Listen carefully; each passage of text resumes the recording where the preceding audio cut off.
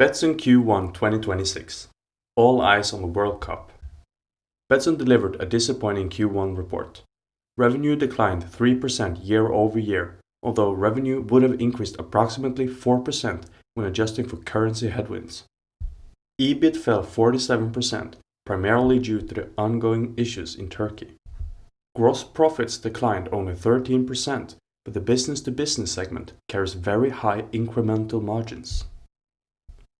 While headline earnings were disappointing, the underlying picture is somewhat more nuanced. The challenges in the business-to-business segment are expected to persist throughout 2026.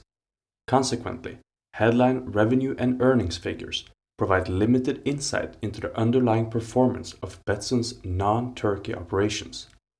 As I have stated previously, I will be looking at a normalized free cash flow margin above 12% for Betsson's non-Turkey business. Under these assumptions, the company doesn't require substantial growth to justify today's valuation.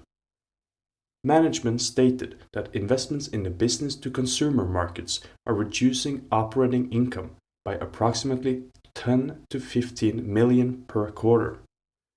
On an annual basis, this corresponds to roughly 50 million in reduced operating profit. Investors should be cautious when adjusting earnings for these investments. Not all of the unprofitable markets will ultimately become profit generators. To remain conservative, I would be reluctant to add back more than 20 million of operating profit when valuing the business. Based on my estimates, the non-Turkey operations generate annual earnings of approximately 100 to 120 million. At current prices, Betsson trades at roughly 10 to 12 times earnings. While this is not an exceptionally low multiple, it doesn't require much growth to generate satisfactory shareholder returns. One area I highlighted after Q4 was the disappointing growth in Latin America, which slowed to just 8%. The region bounced back with growth of 25% in the quarter. With the World Cup approaching, maintaining momentum in this region is critical. Western Europe also delivered a strong quarter, with revenue growth of 10%. The Nordic region declined 17%, however. Regulatory pressure is likely to remain a headwind in the Nordics, and the region has become increasingly volatile. In my view, management's primary focus should remain on Western Europe and Latin America. Western Europe provides stable cash generation from regulated markets, while Latin America remains the company's key growth engine.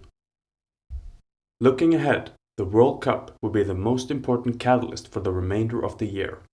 Historically, major sporting events drive customer acquisition and betting activity. The key question is whether Betsson can successfully convert sports betting customers into casino players where the margins are higher. I continue to believe that Betsson appears undervalued when excluding the earnings from Turkey.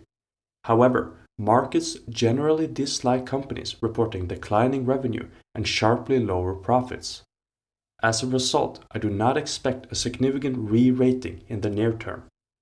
There are nevertheless several encouraging signs. The company has repurchased a decent amount of stock. Insiders have increased their holdings, and the balance sheet remains very strong.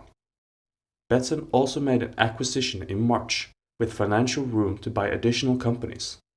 Betsson continues to generate substantial free cash flow and holds a significant net cash position. What remains less clear is the catalyst for a sustained share price recovery. Investor sentiment may remain subdued throughout 2026. At around 90 SEK per share, I believe the stock is attractively valued.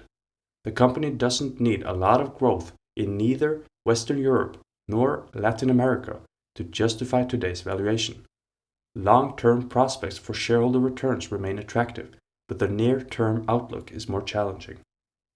Timing the recovery in the stock will be difficult, however. Strong Q2 growth, a large and value-creating acquisition, or improvements in the Turkish situation could quickly change the sentiment. Until then, difficult year-over-year comparisons are likely to limit enthusiasm for the shares. For long-term investors willing to accept the regulatory risks, Betsson remains an interesting opportunity. Confidence in the CEO Pontus Lindwall and management's capital allocation skills remains central to the investment case. I will look towards additional buybacks when the shares trade below 100 SEK a share. This is not financial advice. Thanks for listening.